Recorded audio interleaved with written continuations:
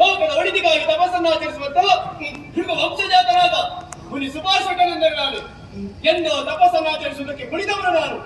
ಒಂದೊಮ್ಮೆಗೆ ನನ್ನ ತಪಸ್ಸಿಗೆ ವಿಘ್ನ ಉಂಟಾಯ್ತಲ್ಲ, ಎಚ್ಚರಗೊಂಡಂತಹ ನಾನು ಸುತ್ತಲೂ ಕಣ್ಣು ಹಾಯಿಸಿ ನೋಡಿದರೆ ಆಶ್ಚರ್ಯವನ್ನು ಕಾಣುತ್ತಾ ಇದ್ದೇನೆ.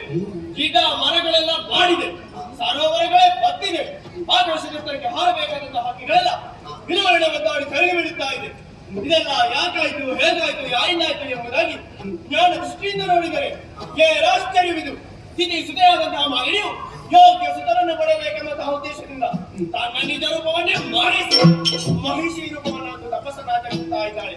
ಇವಳು ಮಾಡಿದಂತ ಈ ಕೃತ್ಯದಿಂದಾಗಿ ಈ ಸುಭಾಷಕನ ತಪಸ್ಸಿಗೆ ಭಂಗವಾಯಿತು. ನಾವೆಲ್ಲ ಲೋಕದ ಒಳಿತಿಗಾಗಿ ತಪಸ್ಸನ್ನು ಆಚರಿಸುವವರು, ಅದು ಸದುದ್ದೇಶವಾದ ತಪಸ್ಸು, ಇವಳದ್ದು ದುರುದ್ದೇಶವಾದ ತಪಸ್ಸು. ಇವಳು ಮಾಡಿದ ಕಾರ್ಯಗಳಿಗೆ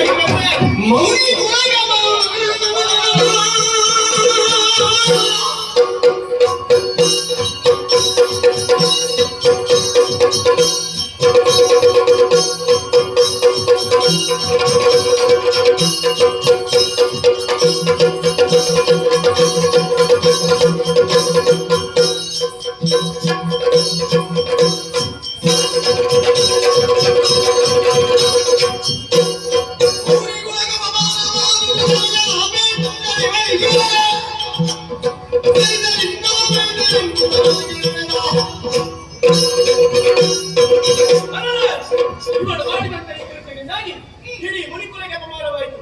ಮುನಿಕುಲಕ್ಕೆ ಅಪಮಾನ ಮಾಡಿದಂತ ಇವಳನ್ನು ಹೀಗೆ ಸುಮ್ಮನೆ ಬಿಡುವುದೇ ಇಲ್ಲ. ಇವಳನ್ನು ಹೀಗೆ ಸುಮ್ಮನೆ ಬಿಟ್ಟೆ ಅಂತಾದರೆ ನಾಳೆ ಲೋಕದಲ್ಲಿರುವಂತಹ ಪ್ರತಿಯೊಬ್ಬರು ಕೂಡ ಇಂತಹ ದುಷ್ಟರ ಹಾದಿಯನ್ನು ಹಿಡಿಯುತ್ತಾರೆ.